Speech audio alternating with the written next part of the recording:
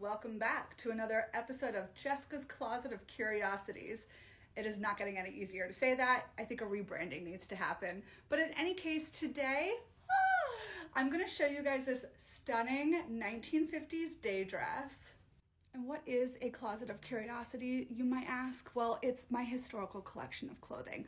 I'm a costume designer and fashion historian, and I have to make up some excuse to justify my lifestyle to my parents. If you're a big fan of the marvelous Miss Maisel, you are in the right place. Yes, this is a 1950s cotton day dress. We have a lovely gathered skirt here, an inset waist panel. We have the bust yoke and the back yoke. The back piece here is all one piece.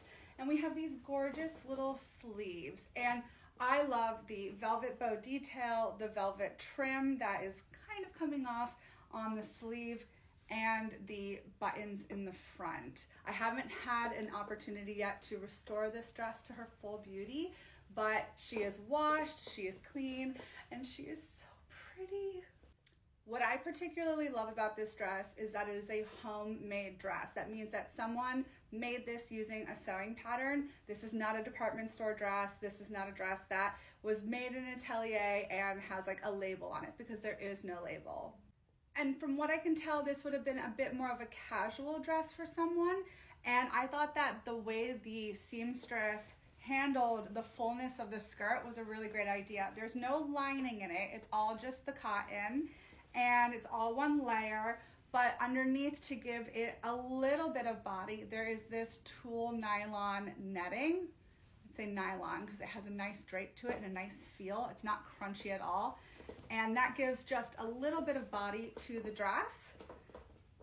It's so sweet, right? I think that's a really nice way, instead of lining, to keep this a lightweight dress, but also give it a little bit of the fullness in the skirt that you want to have for that like 1950s silhouette. What I love about being a costume designer and working with fashion history is you get to be a bit of a like detective in figuring out, you know, the stories behind the extant garments, and also looking at sewing patterns. So these are two vintage sewing patterns that I have in my collection.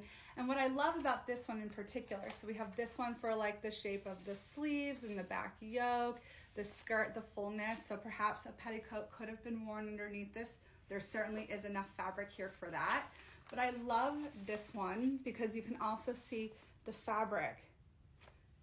It's so similar. So this also shows you that maybe this was a fabric that was popular of the time. Obviously, it was very popular enough to be on the front page of a sewing pattern.